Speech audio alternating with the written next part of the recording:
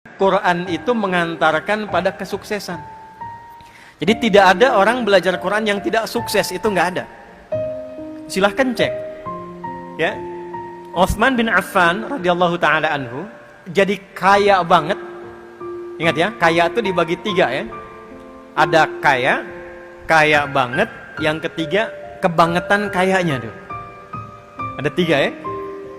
Utsman bin Affan itu jadi kaya banget ketika beliau berikhtiar dengan manajemen bisnisnya. Tapi menjadi kebangetan kayanya ketika belajar tentang pedoman-pedoman bisnis dalam Al-Quran.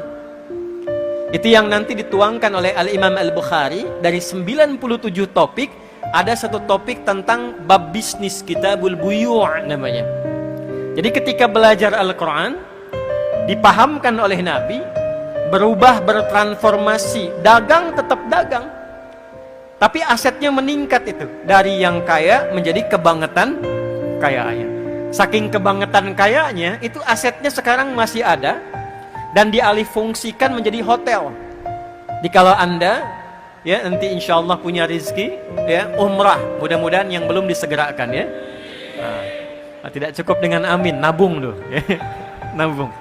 Itu kalau sampai Madinah, biasanya kita belok dulu dari belakang. Sekarang ada hotel, warnanya itu krem ya, tinggi bangunannya. Itu dituliskan jelas wakaf Utsman bin Affan radhiyallahu taala anhu. Wakafnya Sayyidina Utsman bin Affan. Sampai sekarang masih ada. Abdurrahman bin Auf itu dari yang tadinya kaya masuk Islam, kemudian maaf sekali ya, diambil semua, dirampas kekayaannya oleh orang-orang Quraisy pada masa itu. Lalu dibiarkan beliau untuk hijrah. Sengaja tidak dieksekusi untuk menunjukkan pesan, nih kalau masuk Islam resikonya begini. Kehilangan harta, kehilangan bahkan semua yang melekat di tubuh, mesti jalan lebih dari 400 kilo, belum tentu selamat. Tapi konsisten dengan hijrahnya, belajar kemudian secara profesional dengan Nabi, dibimbing oleh Rasulullah. Setelah belajar dari Al-Quran, itu melahirkan transformasi kekayaan. Saya pernah hitung waktu kajian ilmiah untuk mendapatkan honoris causa itu. Jadi diminta membuat tulisan ilmiah, diuji oleh hampir 15 profesor. Yang saya uji itu transformasi sahabat ketika belajar dari isi Al-Quran. Abdurrahman bin Auf radhiyallahu ta'ala anhu itu sampai menghasilkan aset dalam hidupnya, kalau dikonversi sekarang jumlahnya kurang lebih 72.000 triliun. Orang kaya sekarang Jeff Bezos, ada Elon Musk, itu baru kisaran 3.000 sampai 4.000 triliun. Jadi pebisnis belajar dari Quran makin sukses. Siapa yang kenal Ali bin Abi Thalib sebelum masuk Islam? Abu Hurairah, Salman Al-Farisi. Tapi setelah belajar dari Al-Quran, ilmunya makin nambah. Antum kalau buka kitab Al-Jawahir, ada tafsir besar ya, itu ada 7 jilid besar karya Syekh Tantawi Al-Jauhari. Buka jilid terakhir itu ada kuis. Di kuis itu bukan tebak-tebakan biasa, tapi kuis yang diabadikan dari kisah sejarah, pengalaman nyata, sampai di dalamnya ada hitungan matematika dari Al-Quran yang berhasil diselesaikan oleh sahabat Ali bin Abi Thalib dengan pendekatan Al-Quran. Orang taunya sahabat Ali bin Abi Thalib karamahullahu wajhah itu cuma ahli balaghah gitu kan. Padahal beliau tuh ahli Quran, ahli tafsir, ahli balaghah, ahli matematika. Suami istri satu kali mengadu kepada beliau, "Ya Amirul Mukminin," kata suaminya, "tolong hukum rajam istri saya." Kenapa? Karena dia berzina. Kamu menyaksikan? Tidak. Ada saksi? Tidak. Tahu dari mana zina? Masa kami nikah, ini hamil baru 6 bulan sudah mau lahiran. 6 bulan sudah lahiran. Ditanya pada istrinya, "Apakah engkau berzina?" "Tidak ya Amirul Mukminin." "Yakin?" "Yakin." "Mau sumpah?" "Iya." Kata Ali bin Abi Thalib radhiyallahu ta'ala anhu, "Shadaqat hiya." Benar istrimu, dia enggak bohong.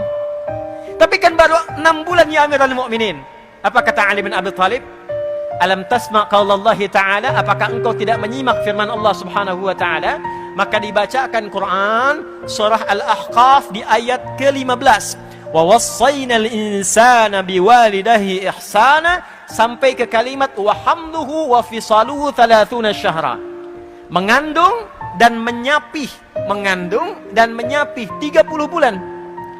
Dan tidakkah engkau menyimak firman Allah di Quran surah Luqman surah 31 ayat 14 dibuka dengan kalimat yang sama.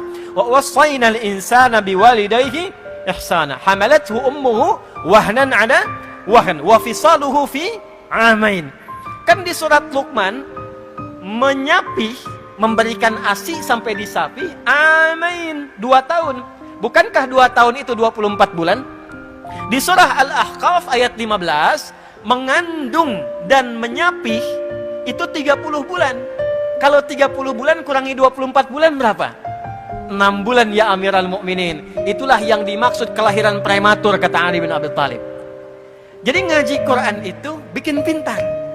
Nggak ada orang yang ngaji Quran yang nggak pintar, itu nggak ada. Riset terbaru di London. Tahu London? Itu lampu merah sonoan dikit tuh. Riset terbaru di London, itu dokter yang temukan. Menyimpulkan orang yang ahli Quran, belajar Qurannya benar, apalagi hafal Quran dengan benar, itu kecerdasannya meningkat 3 kali lipat dibanding orang biasa. Risetnya sederhana. Karena Quran itu ada 52.000 kosakata, orang yang terus-terusan melatih memorinya dengan mengulang-ulang 52.000 kosakata, maka akan memudahkan dirinya untuk memahami apapun yang ia ingin pelajari. Riset membuktikan kalau ingin menguasai bahasa, hafalkan 3.000 aja kosakatanya. Anda ingin bahasa Inggris dikuasai, hafalkan 3.000 kosakata, itu sudah bisa berbicara dengan lancar. 3.000, ini 52.000. Melompat 3 kali lipat dari orang biasa. Tapi tidak semua yang belajar Quran jadi pintar. Tidak semua. Rumusnya apa? Man ta'allama. Kalimat ta'allama itu taknya menunjukkan kesungguhan, tasydidnya seakar dengan kata syiddah, tidak mudah. Ya, tidak mudah. Maka dengan kata itu butuh motivasi 2 kali lipat, double. Jadi orang yang semangat, yang sungguh-sungguh, yang serius belajar Qur'annya, itu akan merubah pribadinya menjadi orang sukses dan mudah meraih apapun yang dia inginkan. Semua level. Wa'allama. Kemudian ia praktekkan Qur'annya itu.